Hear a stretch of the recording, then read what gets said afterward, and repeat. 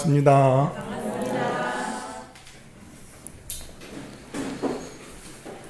54페이지 펴세요. 오늘은 주간반 10시 반에 이렇게 갑자기 제가 사람들에게 자장암에 같이 갔다 오자고 그래서 통도사 자장암에 갔다 왔어요. 요즘에 이제 이렇게 자장암 하면 떠오르는 게 있죠. 자장암 하면 금화보살이라고.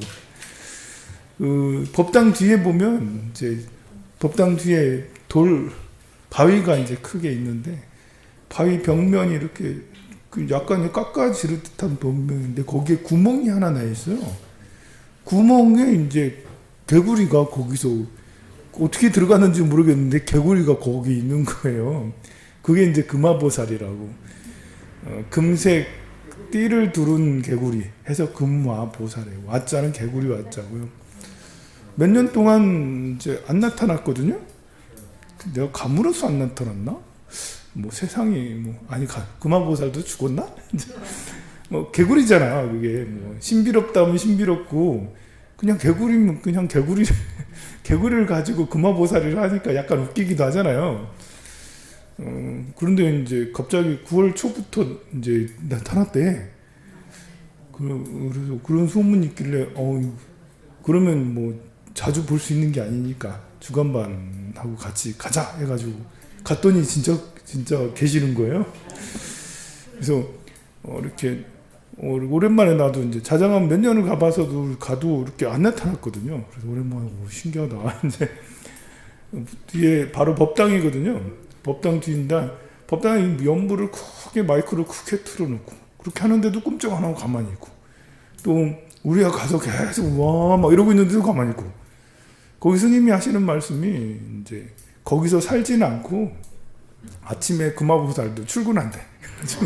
다른 데 있다가 와가지고 거기 하루 종일 꼬마고 그렇게 계속 그렇게 있다가 나중에 해질무렵 돼가지고 어디론가 또 가셨다가 이제 그리고 또 오시고 신기한 거지. 그런 상태에서 계속 이러고 있으니까 보통 이제 생물이 막 움직이고 다른 데 가잖아요. 근데 사람들이 사진 찍고 뭐 해도 그냥 쭉 이러는 놀랍더라고. 약간 그래서 계속 보고 있으면 야 진짠가? 이러면서 그 신비로움까지 생겨요. 그래서 이렇게 감동이다. 저는 별로 그런 거 믿지 않는데도 불구하고 내가 은근히 믿는가 봐 그런 거를. 와 신기하다. 너무 진짜 금화보살님이신갑다 이런. 그래서 이제 저녁반에 여러분들한테 너무 미안하더라고요. 이렇게 우리 저녁반도 같이 가고 이래야 되는데. 그래도 이야기를 해드리는 거는 내일이나 모레 가시면 돼요. 지금 계속 계시는 모양이더라고요 요즘에.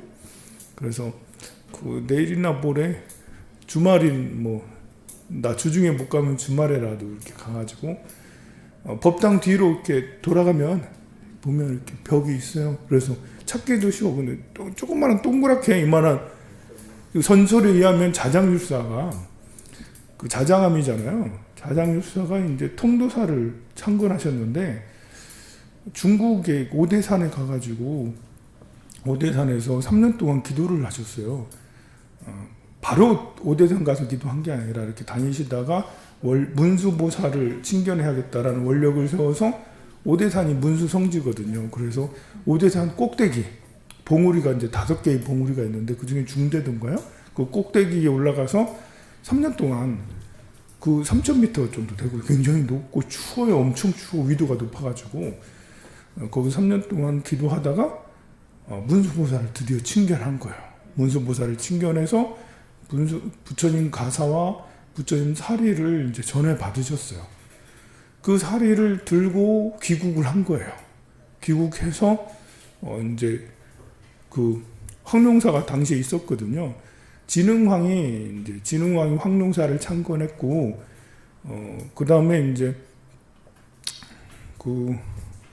여왕 진성여왕, 진덕여왕, 선덕여왕이 이제 황룡사에 구축 목탁을 지었는데 그거를 이제 자장율사가 선덕여왕한테 제가 다음날 가가지고 이렇게 수학을 해보니까 그래도 우리나라가 잘 되려면 이 불사를 크게 하셔서 삼국통일을 꼭 이루시라고 해서 9층 목탑할 것을 선덕여왕한테 건의를 해요.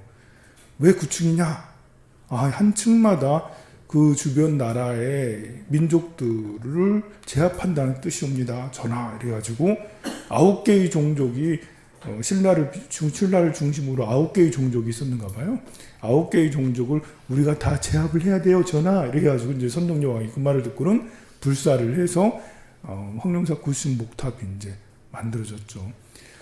그 옆에다 분황사를 창건해서 법회를 선덕여왕 본인의 절이라고 이렇게 해서 분황사도 창건하고 그렇게 했는데요. 그를 모셔온 사리를 어디다 모실까 해서 황룡사도 모시고 울산에 여기 태화사에다도 모시고 통도사에다도 모시고. 통도사는 당시 없었는데 자장율사가 제가 전공이 율사입니다. 계율을 전공하고 왔어요. 전하, 저에게 절을 지어주세요. 자장율사가 지어달라 한 건 아니고 그렇게 큰 공부를 하고 오셨으니까 자장율사가 거의 왕족이거든요. 하고 오셨어요. 육두품인가 그래요. 하고 오셨으니 그 대사께 절을 지어드리고 싶어요. 그렇다면 우리 신라에 아직 율종을 계율을 전공하는 그런 절이 없습니다. 전하. 그래서 통도사를 지을 테니 통도사를 지어서 그 수계받는 모든 이들이 여기서 수계받게 그렇게 해주십시오 해가지고 통도사를 짓게 됐는데요. 영축산 밑에 길지가 있다고 들어서 영축산에 와가지고 어디다 지을까 그러다가 위에다 지을까 밑에다 지을까. 이 영축산이 너무 산이 훌륭한 거예요. 자장율사가 인도에 갔다 오진 않았는데 인도의 그 영축산하고 거의 똑같다 이런 느낌을 받았는가 봐요. 그래서 이 산을 영축산이라 하고 이 산 밑에 어디다 절을 짓지 하다가 고민을 했어요. 이제 지금 뭐 운동장에 있는 또 극락암에 있는 그쪽에다 지을까? 지금의 현재 통도사에다 지을까? 고민을 하다가 왜 고민을 했냐면 스님께서 이렇게 풍수를 보니 좀 위쪽에다 지으면 도인은 많이 나올 것 같아. 인재는 정말 큰 스님은 많이 나올 것 같아. 고수는 많이 나올 것 같아. 그런데 오래 가지 않을 것 같아요. 지금 현재 있는 통도사에다 지으면 위대한 승려는 별로 안 나올 것 같은데 오래 갈 것 같아. 만년 영화터라고 오랫동안 가고 부자고. 어디를 택할래요, 여러분들은? 그래서 이제 그 자장율사는 그 밑에다 이렇게 만년 영화 많은 인재보다도 오래 가는 게 더 중요하다. 그래서 거기다 절을 지었다라는 전설이 있어요. 지으려고 막 하려니까 이 터가 아직 고르지 못해. 늪지라는 거예요. 여기 용이 출현해가지고 이 사람들이 근접하지 못하게 한다는 흉흉한 장소였던 거예요. 절은 이렇게 길지다 세우는 게 아니에요. 절터가 좀 세요. 절은 본래 흉지라 하기는 그렇고 센 곳에 세워요. 센 곳에. 왜냐하면 돌을 닦는 곳이잖아요. 수행을 하는 곳이니까. 그래서 일반인 사람들한테는 사실은 어울리지 않아요. 일반 사람들은 그냥 속세에 내려가서 도시에 사는 게 적당하지 산속에는 도적이나 사는 거지. 산꾼이나 나무꾼이나 이게 산에 가는 거지. 보통 일반인들은 산 밑에 이제 마을을 도시를 이루는 곳에 살잖아요. 근데 저처럼 이제 산중의 사찰들은 그 산에 좀 올라가가지고 있는데 노량이 좀 세요. 게다가 거기는 이제 눕히고 이래가지고 야 이걸 메워가지고 절을 지어야겠다 했는데 이제 거기에 용이 살고 있어. 9마리 용이 살고 있어서 어떻게 하지 못하고 있었는데 자장율사가 그냥 한 방에 해가지고 그래서 9마리 용을 자천도를 하고 한 마리 너는 가만히 있어봐. 9마리 8마리는 승천해서 가고 싶은 대로 가. 극락세계 가. 이렇게 하고 한 마리 너는 여기 살아라. 여기 있으면서 통도사를 지켜라. 해가지고 이 대웅전 옆에 보면 조그만한 연만해가지고 영지가 있어요. 조그만하게 연못이 작아. 거기서 살아. 거기 살면서 통도사를 지키라고 그렇게 했던 거예요. 그런 이제 자장율사가 통도사 불사를 할 때 어디서 거주하지? 했던 곳이 바로 자장암에 있으면서 통도사를 이렇게 창건을 하신 거예요. 총 감독을 하신 거지. 법당은 어디다 짓고, 요사체는 어디다 짓고, 뭐 방향은 어떻게 하고, 또 나무는 어떤 걸로 쓰고, 뭐 이렇게 장식은 뭘로 하고, 뭐 이런 거 하려면 한참 걸리잖아요. 자장암에 계시면서 내려오셔가지고 공사 감독을 했대요. 자장암에 계시면서 그 자장암에 가면 경치가 너무 훌륭해요. 저는 그 여러 암자들이 많이 있지만 제가 제일 좋아하는 암자는 자장암이에요. 너무 예뻐요. 그리고 산세가 쫙 영축산이 한눈에 쫙 보이거든요. 눈앞에 있듯이 되게 신선이 살 듯한 그런 느낌이 자장암입니다. 그래서 거기 계시면서 했는지 몰라요. 그래 이제 그 한쪽 옆에가 절벽인데 절벽에 그 근처에 자꾸 이렇게 개구리가 이제 입이 이렇게 약간 이제 금색을 띤 청개구리가 자꾸 이제 스님을 따르고 그래가지고 얘야 그럼 너는 여기 살아라 해가지고 절벽에다 손으로 해가지고 바위를 뚫었고 정말 손가락 들어갈 만한 그거예요. 그걸 이제 뚫고 야 여기서 살아봐 이렇게 해가지고 그때 금화보살이 그때부터 거기에 살았다 라는 전설입니다. 전설. 그 자장율사 스님께서 이제 7세기 스님이거든요. 630년 40년대 이때 스님이에요. 그러니까 금화보살은 그때부터 몇 년이요 지금? 1400년? 금화보살이 1400년을 살진 않았겠죠. 금화보살의 또 아들 해가지고 대를 키웠어. 어떻게 된 건지 모르겠지만 신기하게 개구리가 거기에 계속 거기만 있다는 것도 너무 놀랍잖아. 신기하고 정말 신기한 건 있어. 그래서 자주 나오는 일이 아니니까 한번 저는 이제 안 나올 줄 알았어요. 이제 끝났구나. 이제 금화보살 이제 끝났다. 몇 년 동안 계속 가도 안 나오고 그러더라고. 없더라고. 그래서 이제 영 안 나오는갑다. 이제 했는데 신기하게 스님들께서 뭐 조작하진 않았겠지. 이제 내가 별 생각을 다 해야. 어쨌든 신기하게 금화보살이 그 자리에 또 딱 있는 거예요.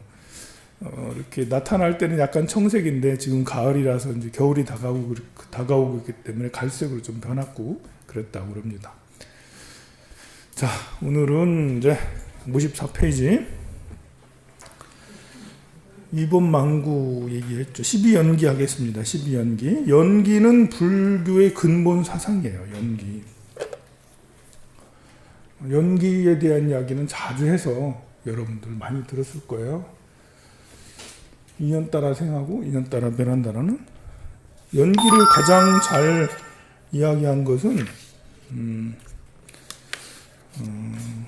무엇냐면 차유고로 피우요 차생고로 피생이라는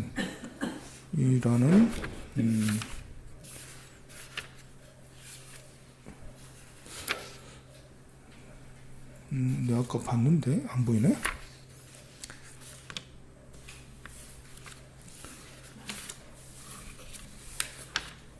어딨나?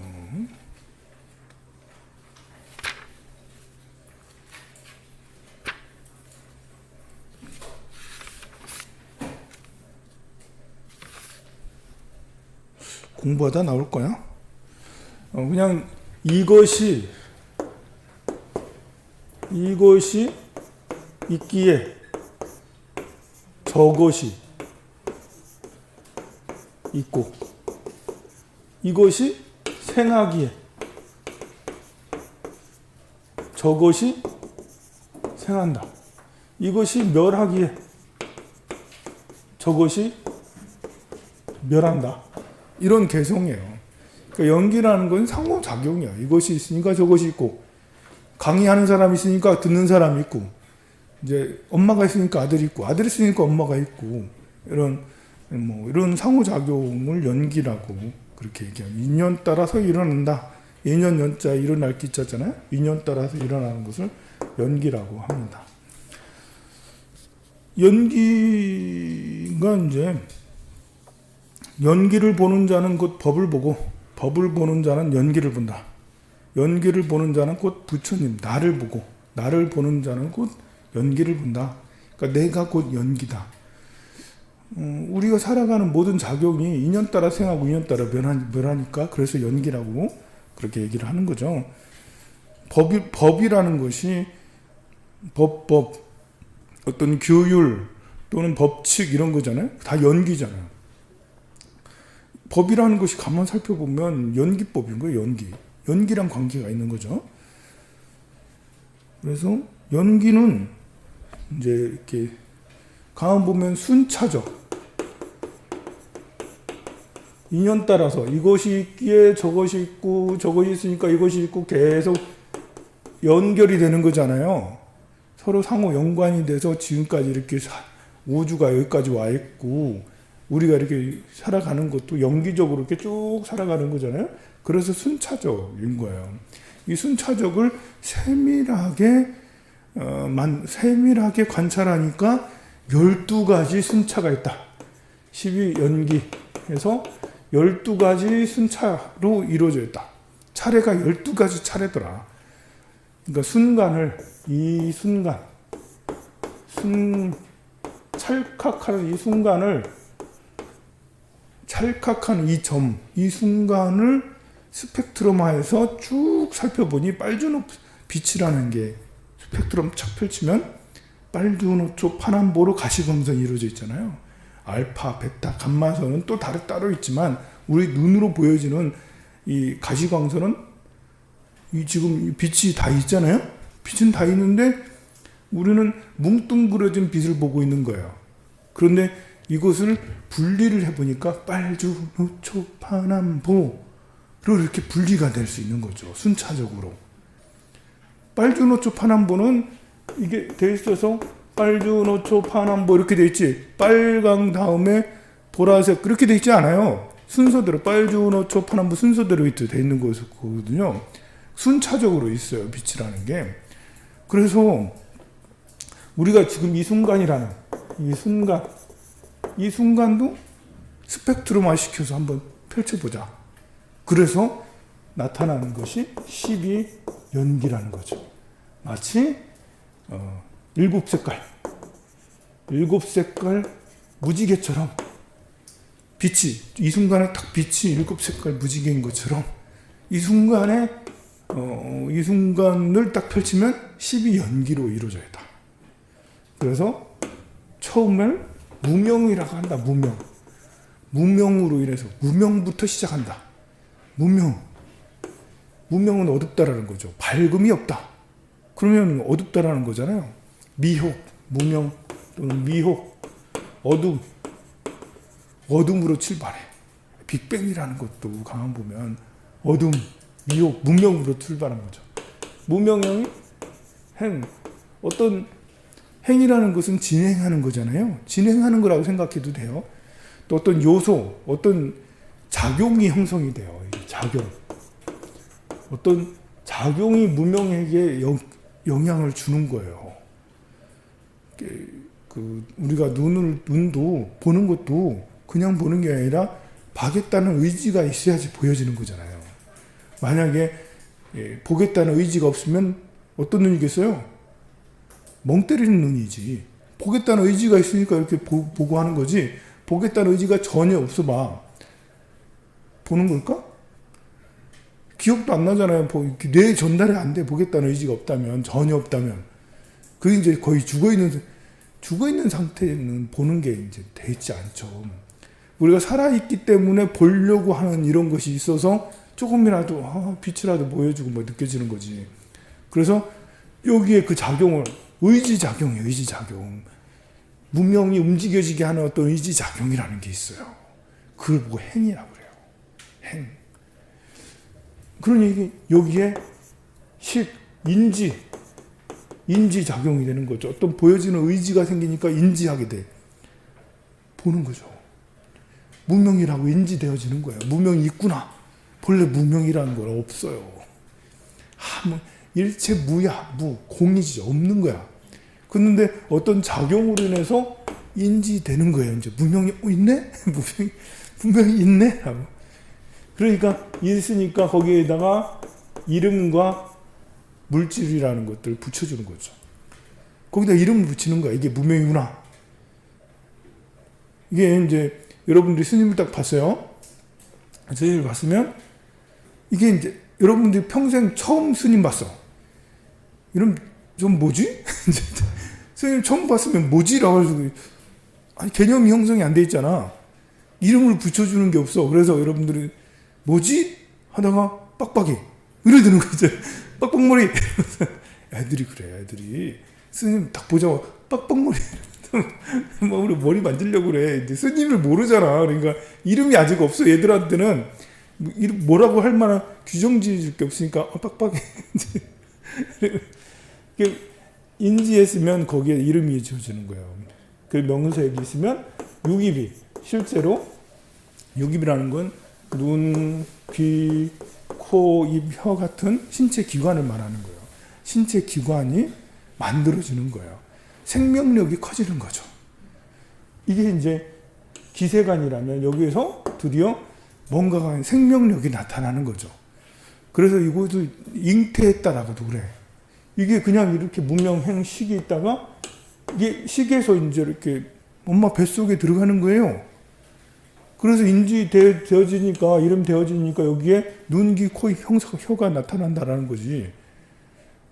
그래서 이런 눈이 있으니까 촉, 귀가 있으니까 촉, 코가 있고 혀가 있고 그게 있으면 눈이 있으면 보려고 하고 귀가 있으면 들으려고 하고 코가 있으면 냄새 맡으려고 하잖아요. 그래서 접촉을 시도하는 걸 보고 촉이라고 해요. 접촉되니까 감수작용. 받아들여지는 거예요. 감수작용. 그리고 받아들여지니까 이것이 좋고 나쁘고 애증이 생겨요. 좋은지 싫은지 보고 싶다? 보기 싫다? 듣고 싶다? 듣기 싫다. 애증이 생기는 거예요. 그러니까 실제로 존재하게 되는 거예요. 있구나. 진짜 있구나. 지금 이 순간 그러니까 촉해서 수에서 유가 아니라 치군요. 취사 선택을 하는 거예요. 애증을 하니까 내가 가져야지 집착이 막 생기는 거죠. 아니면 싫어하거나. 그래서 실제로 내 마음속에 콱 존재하게 되는 거죠. 우리가 탁 드러나게 되는 거예요. 그러니까 이것이 윤회하게 되는 거예요. 생노사. 태어나서 늙어 죽게 되는 거죠. 이것이 이 순간을 딱 펼치니까 12가지로 펼쳐지는 거예요. 마치 빛이 7색깔로 딱 펼쳐지듯이 이 순간을 펼치니까 바로 무명으로부터 생노사까지, 유생노사까지가 딱 되어 있는 거죠. 자, 이것을 이렇게 이 순간을 12가지로 펼치니까 한 번 듣고 이해하고 이렇게 생각하기가 쉽지가 않아요, 여러분들이. 이건 사실은 난이도가 있는 거예요. 깊이 생각을 해야 될 필요가 있어요. 제가 설명을 하긴 했지만 설명이 미진할 수도 있어요. 제 이해의 정도가 천착할 수 있다고. 제가 수십 년을 이걸 강의를 했지만 강의한 나도 수십 년 했다고 이해도가 지혜가 깊은 게 아니에요. 오늘 여러분이 들었어도 나보다 더 깊은 이해력을 가질 수도 있는 거예요. 들어보니까 스님과 아니나 역시 스님 수준이 낮아 이렇게 할 수도 있어요, 여러분들. 근데 이제 제가 이렇게 오랫동안 해보니까 이렇게밖에 설명을 못 하고 있는데요. 그러니 여러분들이 지금 무슨 말을 하나 스님이 뭐 이렇게 저게 무슨 말이지 알 듯 할 것 같기도 모를 듯 할 것 같기도 하고 이것은 정상인 거예요. 내가 못나서 못 알아듣는 게 아니에요. 저도 이걸 처음 접했을 때는 말씀 참 난해하다. 그런데 지금도 역시 난해하다. 확실하게 이거다라고 1 플러스 1은 2다라는 공식이 아니니까요. 이게 우리가 이제 빛을 스펙트럼 딱 시켜서 빨주노초 파남보라고 한 것은 여러분들이 어렸을 때 과학 시간에 본 적이 있어. 스펙트럼으로. 또 무지개가 그렇게 보여주잖아 보면. 그래서 눈으로 시각화됐기 때문에 내가 빛은 빨주노초 파남보로 가시광선이 돼 있어요 라고 해도 여러분들 이해가 가. 근데 만약에 여러분들이 스펙트럼이란 걸 모르고 또 다른 것들을 알지 못해. 갑자기 스님이 그러는데 이 빛을 딱 펼치면 빨주노초 파남보로 돼 있어요. 이해가 가겠어요? 그런가? 지금 보이는 건 전혀 안 그런데 내 눈이 병신도 아니고 왜 그러지? 이게 잘 이해가 안 갈 수 있어요. 보이는 것조차도 우리가 이렇게 현재 이렇게 실제와 보이는 것과 미세하게 보이는 건 다른 거예요. 우리가 생각하고 말하고 행동하는 이 순간을 미세하게 관찰해서 1초를 순간 확 느려가지고 1시간으로 쫙 늘려서 보니까 이렇게 돼 있다라는 거죠. 이렇게 돼 있다. 이런 원리를 가지고 순차적으로 이렇게 돼 있다. 일단은 무명으로부터 시작되더라. 해서 알아차림이 되고 인지작용이 되고 그것이 이름과 물질로 되고 거기에 유기비, 눈, 귀, 코, 혀 같은 이런 것들이 생기고 그것에 접촉이 돼서 그것을 받아들이는데 이것이 좋냐 나쁘냐 해서 좋으면 취하게 되고 취하니까 애착이 생겨서 진짜 존재하는구나. 자, 여러분들 아들은 있어요, 없어요? 이제 이 과정을 오랫동안 계속 거친 거예요. 아들 보면서 지금까지. 그래서 아들은 엄청 크게 존재하고 있죠. 돈도 엄청 크게 존재하고 있죠. 필요하니까. 돈도 필요하고 아들은 진짜니까 해서 여기는 집착이라 할 수도 있어요. 진짜 존재하니까. 집착은 여기서부터 시작되죠. 촉수 여기서부터 시작은 눈, 귀, 코, 혀가 있으니까 시작이지만 여기 그걸 받아들여서 애 좋아하냐 싫어하냐 여기서부터 진짜가 리얼해지는 거죠. 그래서 우리가 왜 내가 누군가에 집착하는 거지? 그 문제를 해결하는 방법은 여러 가지가 있지만 내가 뭐 남자를 집착해, 여자를 집착해, 친구를 집착해, 돈을 집착해, 내 아들을 집착해? 왜 집착하는 거지? 어떻게 하면 집착을 끊을 수 있을까? 했을 때 이런 것들을 문명을 끊으면 내가 어리석어서 어둠에 있어서 또 이것을 의지 작용이잖아. 그걸 이제 아들이라고 생각하는 이런 것들 있잖아. 눈에 보이서 선에서 내 아들 이름을 생각하잖아. 돈을 돈이라 하고 있잖아. 그래서 만지고 있잖아. 보고 있잖아. 이걸 끊어야지. 보지 말아야지. 만지지 말아야지. 촉이잖아. 그걸 싫어해야지. 자, 이것을 돈을 싫어해야지. 여기서 끊으면 좀 이미 늦어. 나 돈 싫어. 사실 그 밑으로는 이름이 여기 무명행식 여기서는 이미 돈이 좋아져 있어. 근데 여기에서 내가 애취해서 이거 돈을 싫어해야 돼. 해서 싫어지냐? 아니라는 거지. 끊으려면 여기서부터 끊어야 되는데. 아니면 여기서 돈을 만지지 마. 스님들이 이제 무소유해서 돈을 만지지 마. 돈을 갖고 다니지 마. 돈을 받지도 마. 쓰지도 마. 이렇게 하는 건 여기를 끊는 거죠. 촉수. 촉을 끊는 거야. 접근 금지잖아. 보지도 못하고 듣지도 못하고. 아예 돈이라는 개념도 없게. 여기서를 끊는 거예요. 그럼 이것이 여기서 돈이 연결돼서 돈에 대한 집착이 사라지는 거지. 돈이 집착되지 않잖아요. 이미 여기에서 끊으면 돈 좋아해, 싫어해. 이런 상태에서 좋아하고 있는 상태인데 싫어해야지. 아무리 해봐야 돈이 끊어지나? 아니죠. 좀 더 끊을 수 있는 것은 돈을 아예 적금 증지를 시켜. 스님들은 그게 가능해요. 지금은 좀 아니지만 옛날 부처님 당시에는 그게 가능했어요. 그래서 부처님은 아예 가까이 하지 말고 지니지도 말고 받지도 말라 해서 끊었어요. 그럼 훨씬 더 돈에 집착하는 것이 줄겠죠. 돈에 집착하는 그런 확률이 많이 줄겠죠. 다른 것으로 집착, 다른 것 때문에 뭐 여기서 다른 사람이 가진 걸 보고 그걸 보고 듣고 이렇게 하면서 돈에 대한 애착을 가질 수도 있지만 어쨌든 계율로 묶어놨어. 하지 못하도록. 그리고 나도 부처님이 시켰으니까 하지 말아야지라면서 여기서 아예 안 가지려고 그래. 여기서 싫어하는 거하고 여기서 끝내는 거하고 여기서 끊는 거랑 확실히 다르죠. 그런데 이제 아무리 그래도 돈에 대한 이 돈이 원리가 막 그러다 보니까 모든 사람들에게 꼭 필요한 이게 돈이라는 게 요즘에는 거의 에너지랑 비슷하잖아요. 돈이 에너지야. 돈을 주머니에 많이 넣으면 에너지가 막 뿡뿡 가는 거고 돈이 없으면 좀 거의 피와 비슷해. 그래서 뭐 요즘 같은 때 여기서도 잘 안 끊길 수 있죠. 남들이 다 그렇게 선호하고 있기 때문에. 그렇다면 이 앞에 아예 인지도 하지 말아라. 아예 이건 더 깊은 내면 의식으로 들어가는 거예요. 무의식으로 더 들어가는 거라서 이것을 내가 알아차리기까지 쉬운 게 아니에요. 그래서 이런 것들을 더 깊이 관찰하는 것을 보고 12연기관이라는 거예요.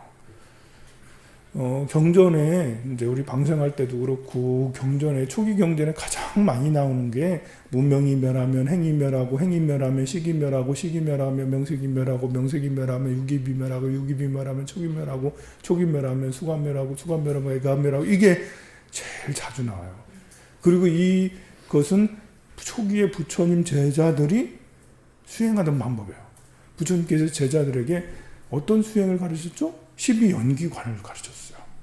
이것만 계속 생각하고 앉아가지고 문명이 멸하면 행이 멸하고 문명이 생하면 행이 생기고 생하고 행이 생하면 명색이 생하고 명색이 생하면 유기비 생하고 이렇게 하고 또 문명이 멸하면 행이 멸하고 행이 멸하면 식이 멸하고 식이 멸하면 명색이 멸하고 이렇게 앉아가지고 이것만 쭉 생각을 했다라는 것이죠.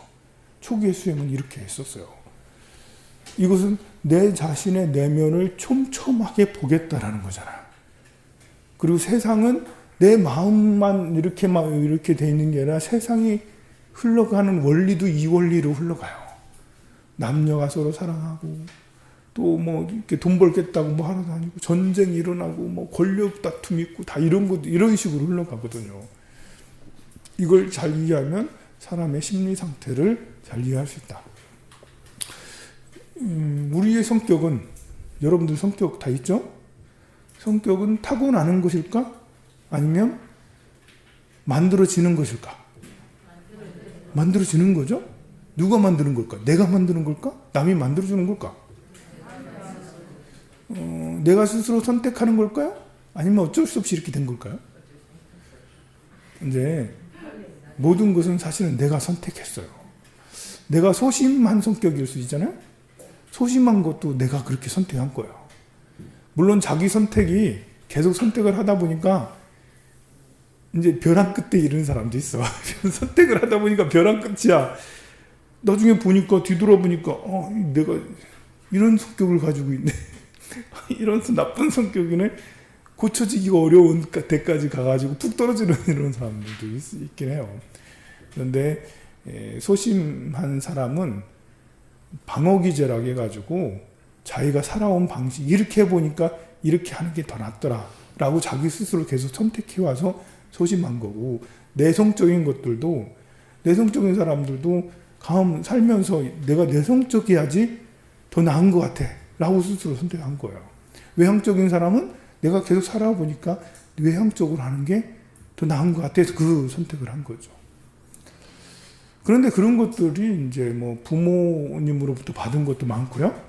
부모님의 영향이 절대적인 게 많죠. 또 형제들에게 영향도 받고 친구들에게 영향도 받고 직업에서도 영향받고 많이 영향을 받습니다. 그 중에 이제 혈액형이 영향이 있나? 여러분들은 내 성격하고 혈액형하고 연관이 있다고 생각해요? 근데 A형 하면 어떤 성격인가요? 네, 여러분들 A형인 사람들은 참 불행하겠어요.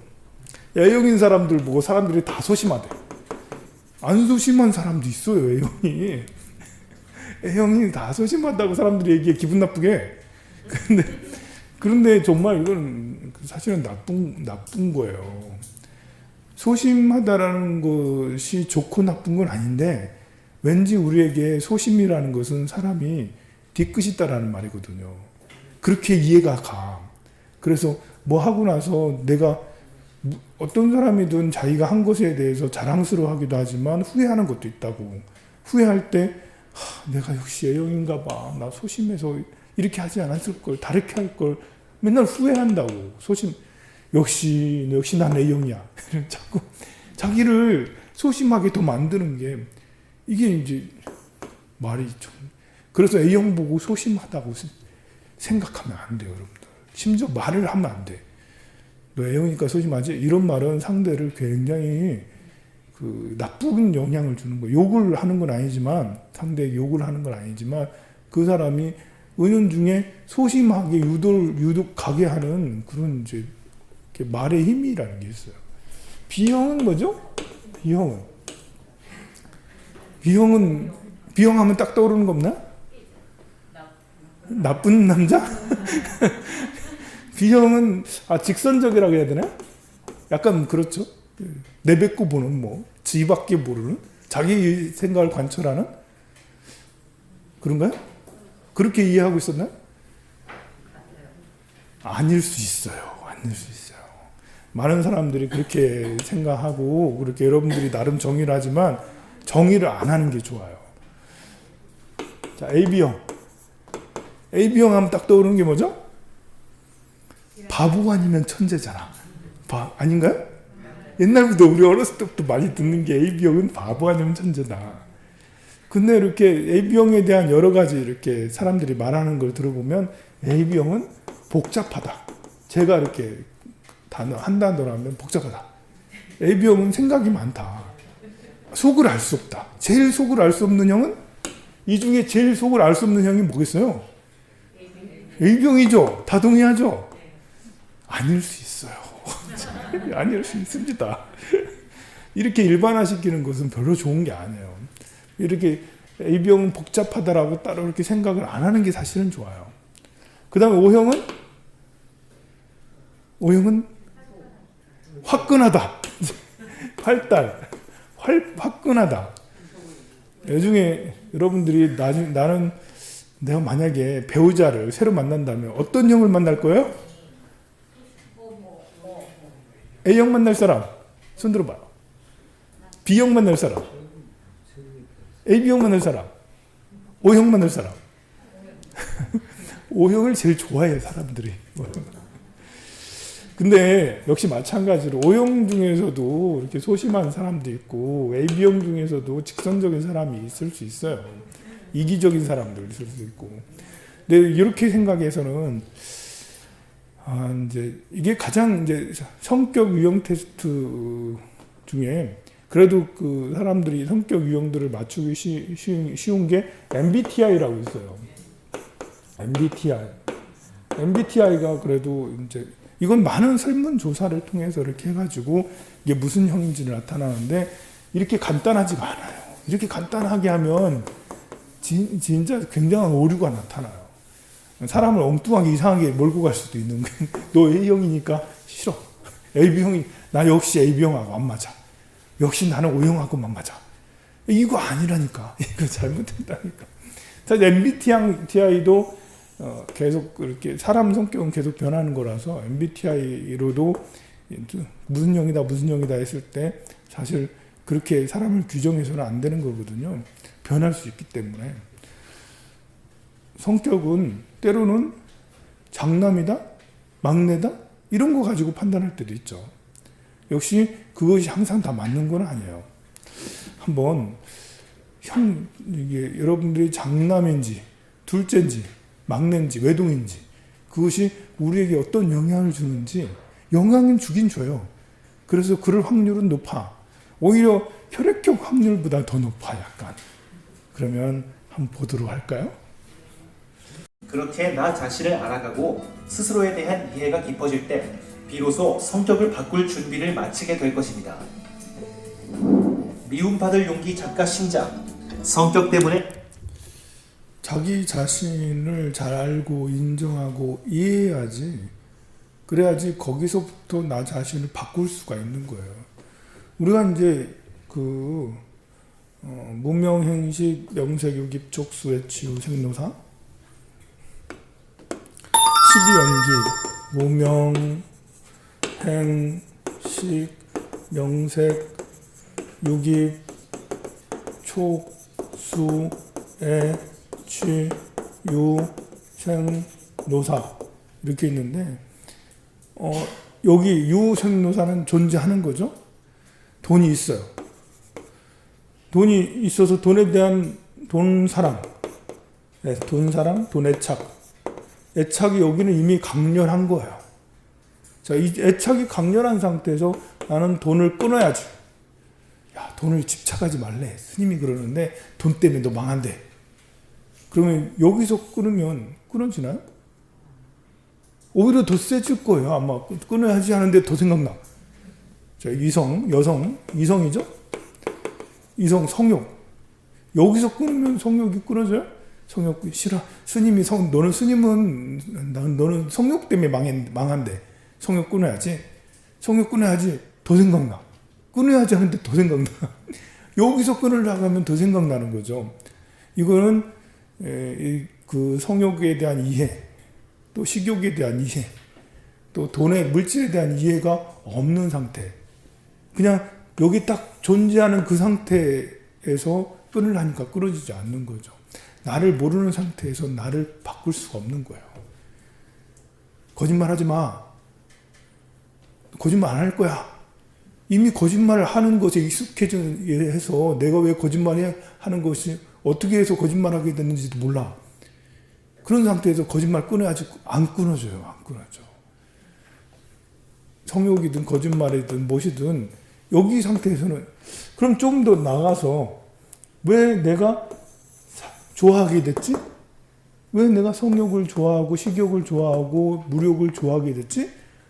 여기서 끊으려고 왜 하는 것을 질문을 여기쯤에서 하면 그래도 이제 나를 좀 알려고 하는 거죠. 내가 어쩌다 이렇게 된 거지? 왜 좋아하지? 안 좋아할 수도 있는 거잖아. 이런 거잖아요. 근데 이제 더 나아가서 여기서 하게 되면 여기서 그 생각은 왜라는 질문도 방향에 따라서 왜 내가 성욕을 좋아하는 거지? 왜 성욕이 나타난 거지? 다르잖아 질문이. 왜 내가 성욕을 좋아하지? 왜 재물을 좋아하지? 왜 재물이라는 게 나타났지? 이게 다른 거예요. 그러니까 질문은 더 깊어지는 거예요. 가면 갈수록 질문을 더 깊어지는 거죠. 나에 대한 이해도 여기서는 이해가 아니야. 나가 그냥 현재의 모습이죠. 현재의 모습을 아무리 해도 의식으로 해도 안 바뀌어. 옆에서 아무리 여러분들 자식에게 잔소리 한다고 해서 잔소리 효과 있던 거야? 공부 좀 해. 그래 얼마나 많이 했어요. 공부하던 거야? 여기서는 안 바뀌어. 여러분들이 아들에 대한 이해가 얼마 안 돼. 아들을 이해를 해야 돼. 여기쯤에서 이해하든지 더 나아. 여기쯤에서 이해하든지 여기서 이해하면 그러면 바꿀 수 있고 훨씬 더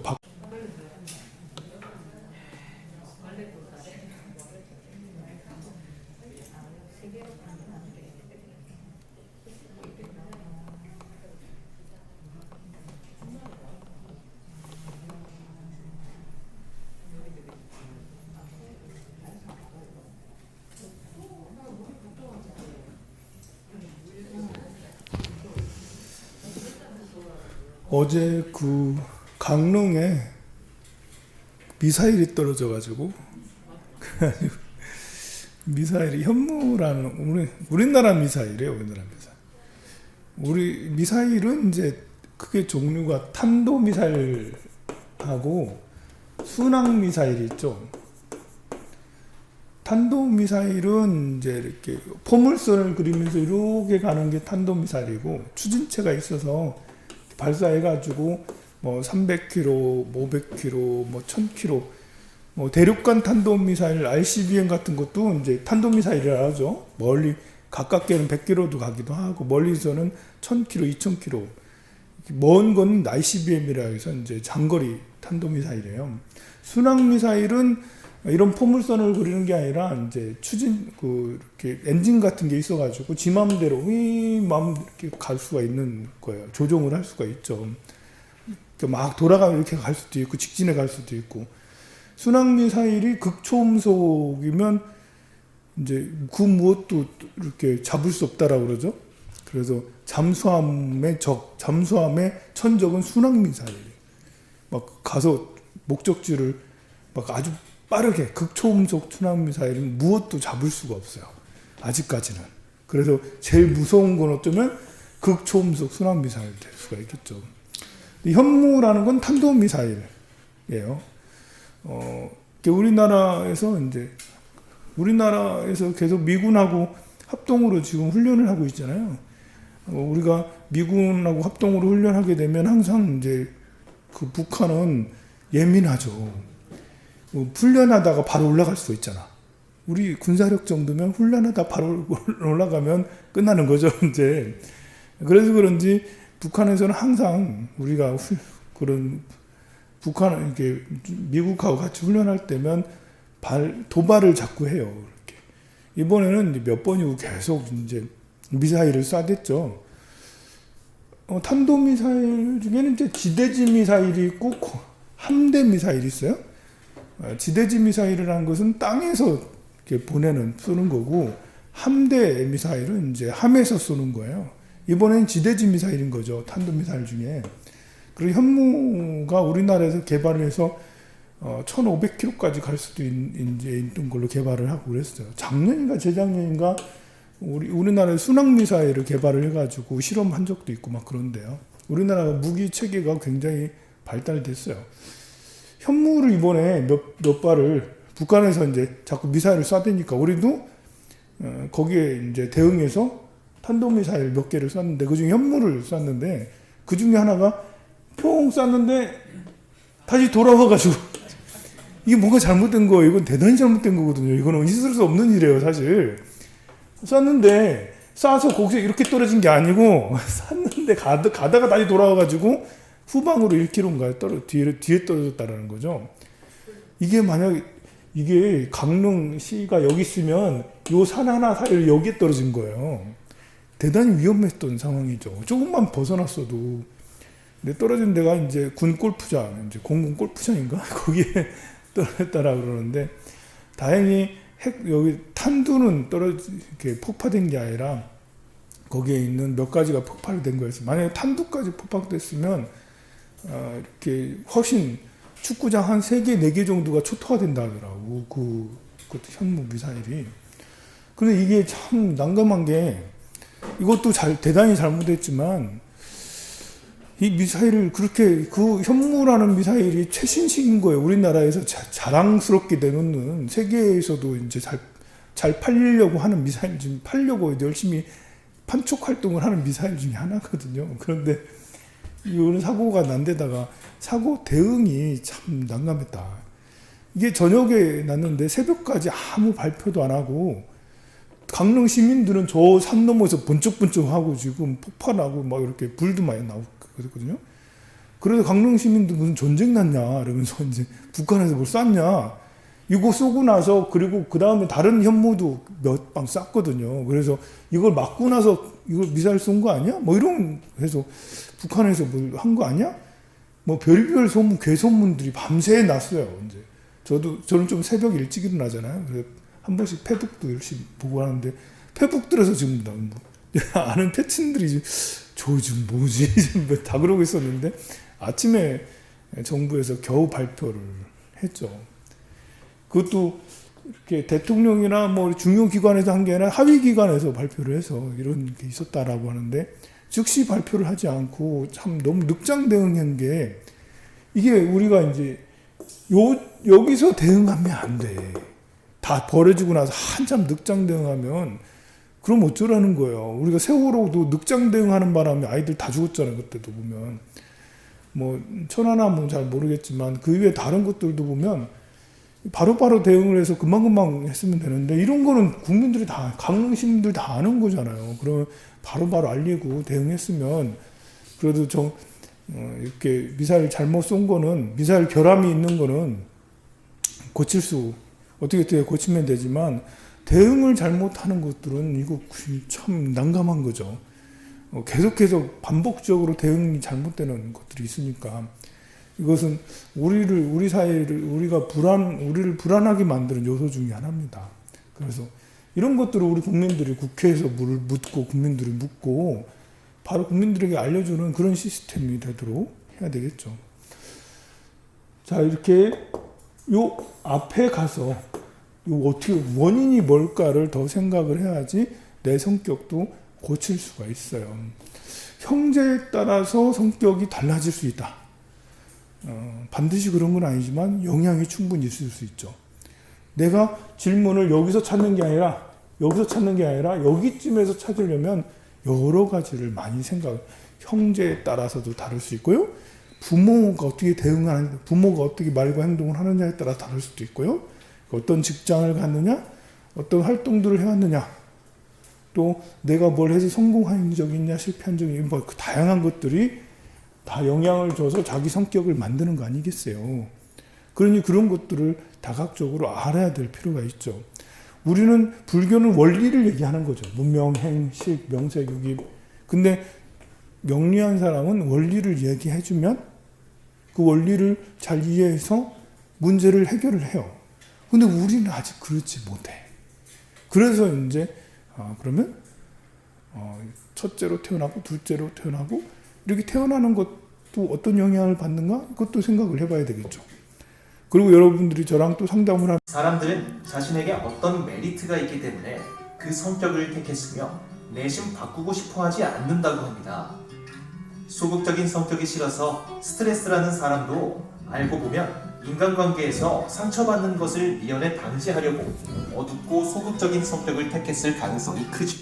자, 이런 걸 우리는 심리학 용어에서 방어기제라고 그러죠. 이렇게 자기를 방어하기 위해서 내가 소극적이어야지 피해를 덜 받을 것 같아. 그래서 소극적 반응을 딱 그렇게 하는 거죠. 내가 적극적이어야지 이익이 될 것 같아. 적극적 반응을 하는 거죠. 훔친 아이들한테 야, 너 훔쳤지? 아닌데요? 라고 하는 것도 방어 기제 중에 하나예요. 자기가 그 순간을 극복을 하거나 그 순간을 모면을 하거나 어떻게 해결을 하기 위해서 내 진짜 해결하기 위해서 어떤 습성들이 나타나거든요. 그런 것들을 방어 기제라고 그렇게 이야기를 해요. 동생이 형을 질투하는, 형이 동생을 질투하는, 그래서 어떤 행동을 하는 이런 것들도 이제 어떤 방어 기제에 의해서 자기를 보호하기 위해서 하는 모든 활동들을 방어 기제라 하죠. 기억 상실증도 굉장히 강렬하게 나쁜 기억은 빨리 잊는 게 좋잖아요. 그래서 기억 상실 일부러 자기 기억 굉장히 나쁜 기억, 성폭행을 당했다든지, 크게 했다든지, 이런 것들을 빨리 잊어버리는. 제각각 다를까요? 형제 순위에 따른 차이가 있기 때문입니다. 첫째는 한동안 부모의 애정을 독차지합니다. 그러다 동생이 태어나면 동생에게 부모의 관심과 주목을 빼앗기죠. 부모는 우린 똑같이 널 사랑해 라고 말하지만 첫째는 그 말을 사실이라고 생각하지 않습니다. 물리적인 왜 형은 부모님의 이렇게 우리는 널 똑같이 사랑해 라는 것을 왜 믿지 않냐면 그것은 아이가 아직 다 성장하지 않았기 때문에 그래요. 뇌라는 것은 뇌라는 것이 커지고 성장을 제대로 해야지 인지의 능력도 완성이 되는 거거든요. 어린 시절에는 남이라는 것이 이게 남을 인식한다라는 게 타인을 인식한다라는 것이 뇌가 어느 정도 완성됐을 때나 완전하게 인식이 가능해요. 우리가 이제 남녀라는 것도 성인식이라는 것도 성인식이죠. 성을 인식하는 것도 어린 시절부터 인식을 하죠. 아이가 이제 이렇게 자꾸 성기를 만지거나 그렇게 하고 그러거든요. 그때 성인지를 하는 거예요. 부모하고 안고 이렇게 접촉을 하고 하는 그런 곳에서도 성인지를 하는데요. 그런 아이한테 야 그거 찢지 만지지 마. 들어온 거야. 그것도 그냥도 아니야. 때려가면서 놀래가면서 화를 내가면서 이러면 애가 나중에 변태가 될 확률이 높아요. 성불구자가 될 수도 있어요. 성을 혐오할 수도 있다니까요. 성을 혐오하는 사람이 될 수 있어요. 이게 어렸을 때 너무 내가 만졌더니 그거 가지고 장난했더니 막 이렇게 엄마가 막 화를 엄청 내면서 너 커서 뭐 되려고 그래? 이러면서 막 아이가 마치 성인이라도 된 것처럼 뭐 크게 혼을 내고 그러다 변태된다고 막 뭐라고 이렇게 화를 낼 수도 있거든요. 그러면 이제 진짜 무식한 엄마죠. 이제 교육받지 않은 엄마는 그렇게 할 수도 있어요. 그게 나쁘다고 생각해왔기 때문에 우리 사회는. 그런 것처럼 아이는 남을 몰라요. 사춘기가 지나야지. 지난주에 한 것 같은데? 안 했나? 사춘기가 지나야지 사춘기에 진짜 이것이 거의 100% 완성이 되게 돼요. 이제 성장을 하면서 조금씩 타인을 인식해 가는 정도가 이렇게 점차로 성장을 하게 되는데요. 이때 5살 이때 타인을 느끼는 거하고 이때 느끼는 거하고 타인을 생각하는 정도가 다른데 20살이 넘어야지 더 이상 타인을 그러니까 여기에 정점이 사춘기죠. 성인이 돼야지 타인을 이제 더 이상 타인에 대한 뇌가 커지거나 그러지 않아요. 그러니 사춘기가 굉장히 중요한 것이기도 해요.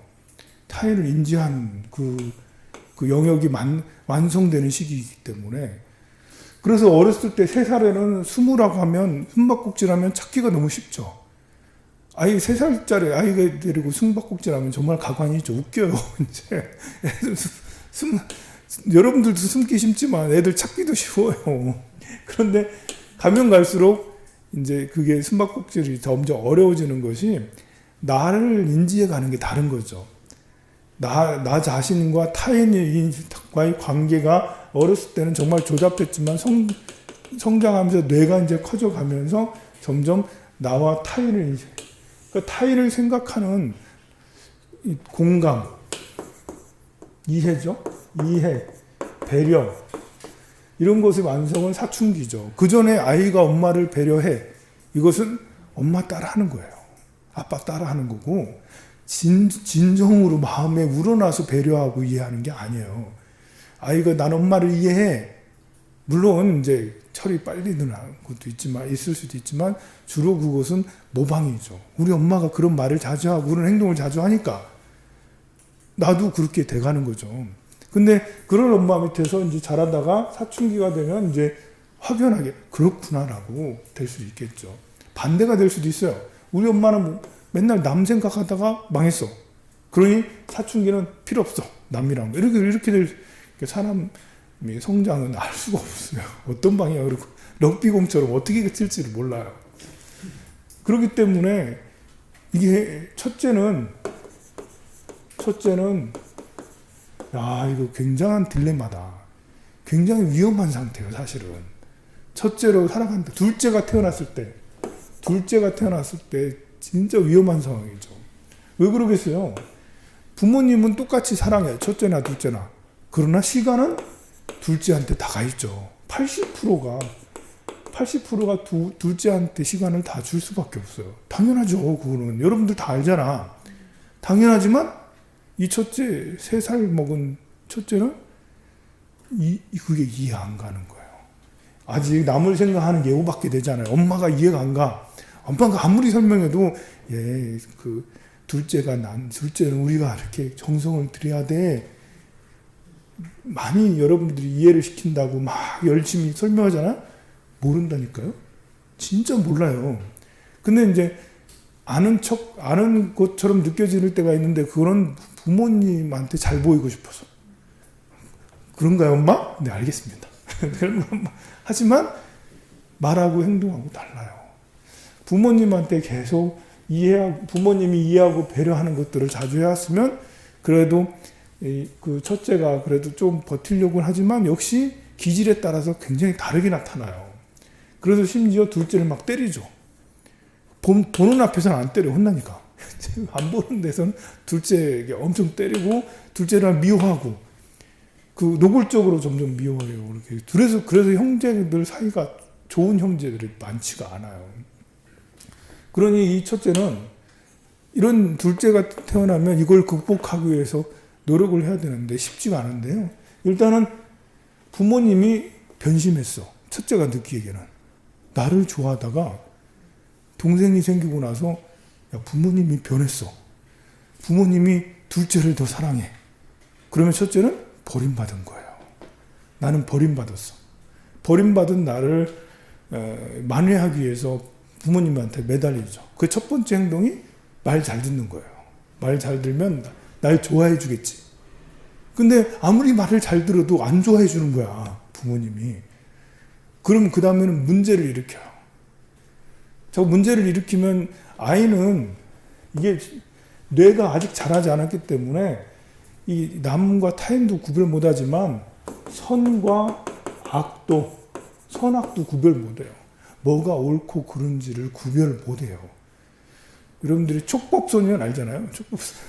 사춘기 이전에 14살 이전에 아이들이 범죄를 저지르면 훈방조치한다고. 그게 사실은 맞는 말이에요. 14살 이전에 아직 뇌가 아직 안 컸기 때문에 옳고 그른 게 뭔지 모르는 거죠.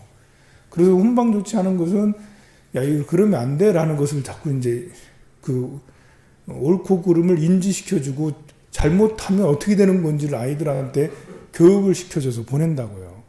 아이들이 의도를 가지고 진짜 나쁜 극악한 의도를 가지고 한 게 아니기 때문에. 하지만 아이들이 날이 갈수록 점점 영리해져. 뇌가 다 커졌다라는 게 아니라 영악해진다라는 거죠. 그래서 이것을 이용해 먹는 아이들도 있다. 머리를 굴려서. 그렇지만 아직도 그렇지만 아직도 선악이 구별되지 않은 상태이기 때문에 이게 참 애매한 거예요. 촉법소년을 이거를 훈방 조치해 줘야 되냐, 벌을 줘야 되냐, 이건 약간 딜레마예요. 이게 20살이 넘고 이러면 선악이 분별이 돼서 이게 정해져 있어. 뭐 이렇게 선의 정도, 악의 정도. 그런데 아직 다 자라지 않은 14살, 15살. 근데 얘가 머리로 굴려가지고 하는 게 있어. 이것은 더 나쁜 것이긴 하지만, 진짜 재수없는 것이긴 하지만, 이게 아직 자리 잡지 않았기 때문에 이게 참 애매한 거예요. 처벌하자니 그렇고 처벌 안 하자니 그렇고.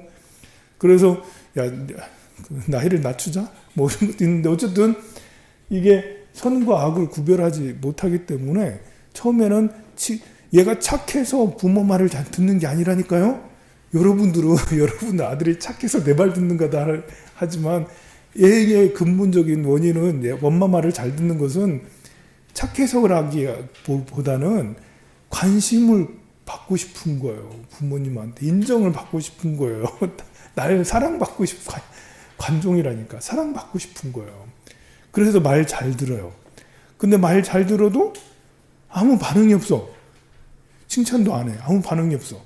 둘째만 계속 그래. 이게 특히 장애를 가진 둘째가 장애야. 뭐 첫째가 장애든 둘째가 장애든 부모는 장애를 가진 애한테 80%가 아니라 90% 이상, 95%를 투자할 수밖에 없어요. 그럼 다른 정상적인 아이는 저절로 마음의 상처를 크게 가질 수밖에 없어요.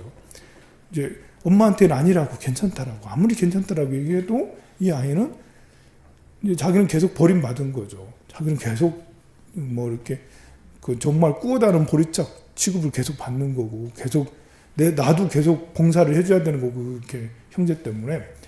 그래서 그 치유가 참 어렵습니다만 이런 것들을 자꾸 공부하고 이해하고 이렇게 해야지 부모들이 그래야지 그 원인을 이제 알게 돼서 그래도 조금이라도 덜 아이들이 상처받을 수 있어요. 그러니까 아이가 착해서 내 말을 잘 듣는 게 아니란 걸 알면 아이에게 대응하는 게 다르죠.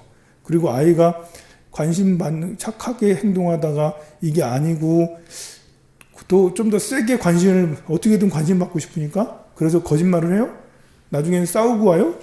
그리고 나중에 가출도 해요. 막 이렇게 비행 청소년처럼 돼간다고. 근데 뭘 모르는 부모들은 그것이 얘가 지금 잘못돼 가고 있구나. 이렇게 생각을 해요. 그 원인을 생각하지 않고. 원인은 사랑받고 인정받고 싶어서 더 나빠지게 되는 거죠. 옳고 그름을 잘 모르니까. 어쨌든 나쁘게 해서도 관심을 받은 거니까. 관심 받는 것 같은 거예요, 이 아이한테는. 그러니까 이런 원리들을 부모님들이 일찍 이해하고 안다면, 그러면 아이를 인정해주는 그 방법을 더욱더 아이가 받아들일 수 있는 인정, 정말 엄마가 나를 사랑하는구나, 나를 인정하는구나 할 수 있는 만큼 충분하게 아이를 칭찬하거나 관심을 갖죠. 근데 모르니까 이제 부모들은 이제 모르니까 이제 그냥 넘기고 하다가 나중에 이상해지고 그렇게 되는 겁니다. 우리 어렸을 때는요, 이것이 별로 중요하지 않았어요. 왜냐하면 우리 부모님은 낮이고 밤이고 밭에가 있고 논에가 있어요. 그리고 나는 형제들하고 같이 놀아요. 동네 친구들하고 같이 놀아. 이러기 때문에 부모님이 우리 형제를 어떻게 하는 게 별로 중요하지 않았어요. 나에 대해서 어떻게 하는 것도 별로 나도 기대가 별로 없어요. 난 부모님한테 별 기대를 하지 않았어요. 그때는 정말 몰랐을 때고. 그런데 지금은 이제 이렇게 정말 아이들하고 늘 같이 있고, 아이도 하나고 둘이거나 하나고 막 이러잖아요. 그리고 다른 아이들하고 같이 있을 수 있는 시간도 별로 없고요. 더 훨씬 예민해졌다라는 거죠. 그런데 이런 원리를 모르고, 여러분들도 모르고 있었지만 이제 여러분들 아들, 딸들이 어떻게 자랐는지, 또 나도 어떻게 자랐는지 이해하는 것도 중요하고요. 또 손주를 대할 때 여러분이라도 여러분 아들, 딸들이 손주를 제대로 대하지 못할 거예요. 그러기 쉽지 않아요. 그 30대에 이런 아직 잘 모르기 때문에 잘 모른다고. 그러면 여러분이라도 손주를 이렇게 어떻게 대해야 되는지를 알아야 되는 거죠.